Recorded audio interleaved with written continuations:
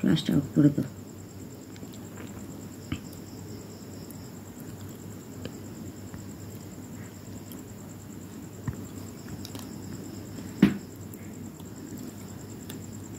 রুইয়া ১ নম্বর union পরিষদের সচিব M A Mannan ফেসবুকে পোস্ট করেছেন, টিসিবি পণ্য বিক্রয় ওয়ার্ড ১ থেকে ৯, প্যাকেজ মূল্য ৫৪০ টাকা।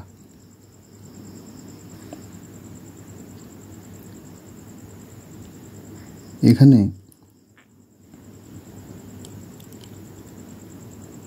ঠাকুরগাঁও সদর উপজেলার রুইয়া ইউনিয়নের বাসিন্দা আলামিন সরকার কমেন্ট করেছেন, মে মাসের বরাদ্দ নাকি জুন মাসের বরাদ্দ, কোনটি দেওয়া হবে? যদি জুন মাসের বরাদ্দ হয় তাহলে মে মাসের বরাদ্দ কোথায় গেল? রুইয়া টিসিবি কার্ডধারীরা কেন মে মাসের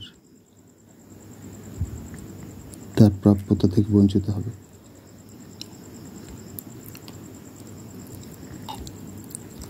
এখানে রাস লিখেছেন ঠিক, কামু মে মাসে না জুন মাসের পরিষ্কার করেন। জুন সচিব বলেছেন, মে মাসেরটা তো পাওয়া যায়নি। হ্যাঁ, বরাদ্দ ছিল না, বরাদ্দ আসলেই ছিল না। অনেক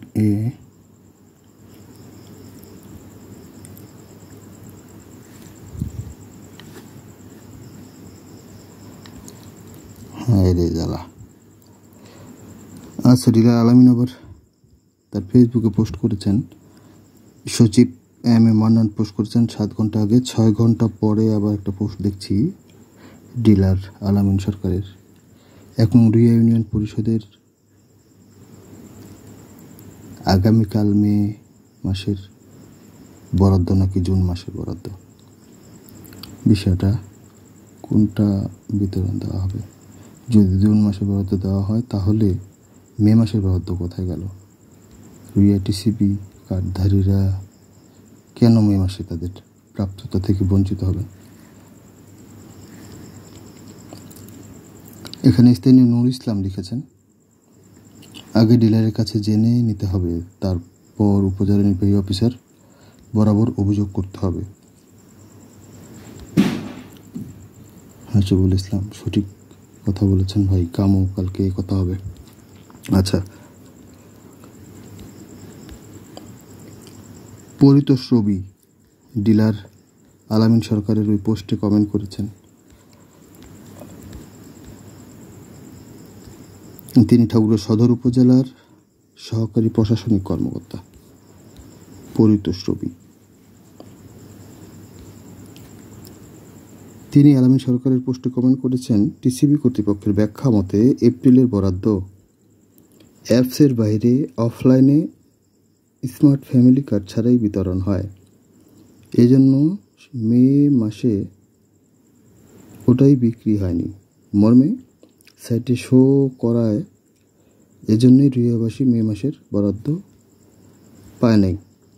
বরাদ্দ নির্ভর করে টিসিবি কর্তৃপক্ষের উপর, এটাতে আমাদের কোনো হাত নেই। পরিতোষ দাদা ঠিক কথা বলেছেন।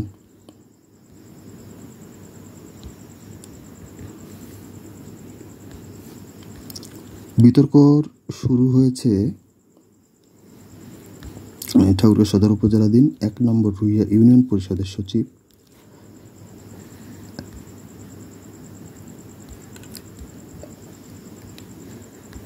আব্দুল মান্নানের এই পোস্টটিকে ঘিরে। এই বিতর্কের সূত্রপাত, তিনি পোস্টটি করার পরে আলামিন পোস্ট করেছেন 7 ঘন্টা আগে।